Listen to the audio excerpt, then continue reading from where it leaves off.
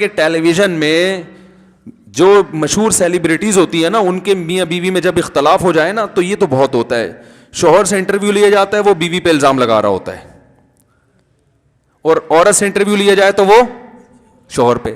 جس نے شوہر کا بیان سنا ہوتا ہے وہ اس کی بیوی کو غلط سمجھ رہا ہوتا ہے, جس نے عورت کا بیان سنا وہ شوہر کو غلط.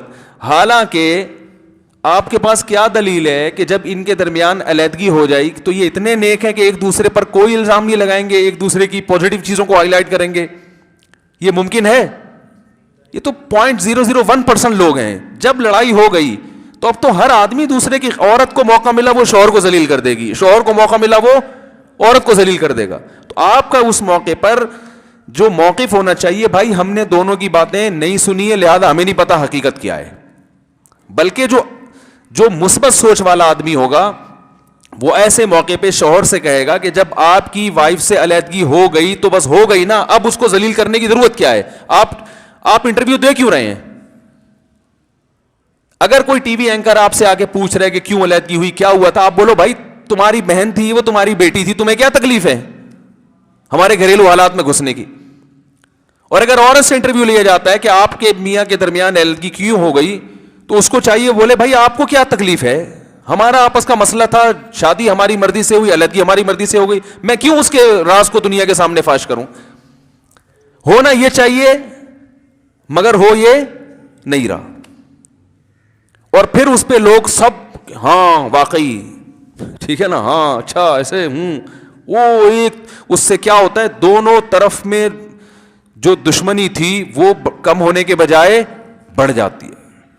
پھر وہ مرد اپنی عزت بچانے پہ آتا ہے, پھر وہ جو الزامات عورت میں نہیں ہوتے وہ 4 گنا اور لگاتا ہے. عدالتوں میں یہی تو ہو رہا ہے, عدالتوں میں یہ نہیں ہو رہا کیا؟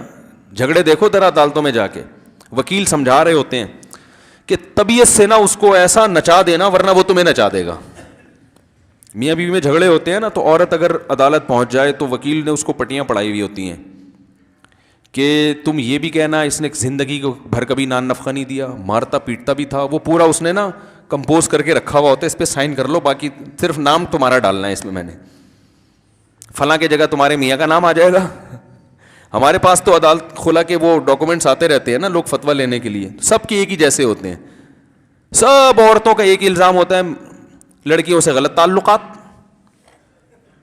مارتا پیٹتا بہت, نان نفقہ زندگی میں کبھی, میں ان سے پوچھتا ہوں کبھی دیا نہیں تو 10 سال سے اس کے ساتھ رہ کیسے رہی تھی بھائی؟ نان نفقہ تو ایک دن نہ ملے آدمی پاگل ہو جاتا ہے بھائی صحیح ہے. بچوں کو آج تک کبھی پوچھا نہیں پیدا کیسے ہو گئے؟ اتنے غلط تعلقات تھے آپس میں آپ لوگوں کے, تو بچے کیسے پیدا ہو گئے؟ کچھ تو اچھے تعلقات ہوں گے نا, تھوڑے سے تو اچھے ہوں گے. تو وہ مبالغہ. اور اگر مرد الزام لگا دے تو مرد بھی ایسے ہی کر رہا ہوتا ہے, وہ بھی کہانیاں بنائی ایسی ہے, یہ یوں ہے تو فلانی ہے تو ڈمکانی ہے. تمیز اعتدال مارکیٹ سے کیا چل رہا ہے بھائی؟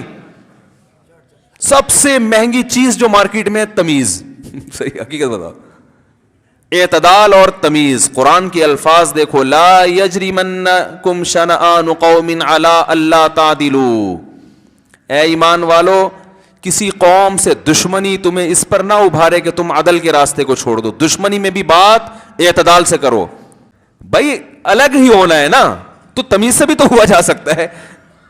خاندان کو بٹھاؤ کہ یا رشتہ داروں سے مشورہ لو, علماء سے مشورہ لو, سدھارنے کی کوشش کرو, نہیں ہو رہی تو بھائی پھر ان شرائط پہ ہم علیحدگی اختیار کر رہے ہیں. علیحدگی بھی شرائط پہ ہو سکتی ہے, بجائے اس کے کہ وہ عدالت جا کے تمہیں گھسیٹے تم اس کو گھسیٹو. بھائی ان شرائط پہ دیکھو, یہ جہیز ہے یہ تم واپس لے لو, مہر لے لو, ٹھیک ہے نا, بچوں کا خرچہ ہم اس طرح سے مل جل کے اٹھا لیں گے, وہ مجھ سے بھی ملیں گے تم سے بھی ملیں گے, بچوں کو ایک دوسرے کے خلاف ورغلانا نہیں ہے. ایسے تمیز سے جو ہے نا لکھ لکھا کے بس چلو بھائی تم اپنے گھر ہم اپنے گھر, جہاں سے چلے تھے وہیں آ کے کھڑے ہو گئے. تو یہ بھی صحابہ میں تو ایسا ہی ہوتا تھا نہ.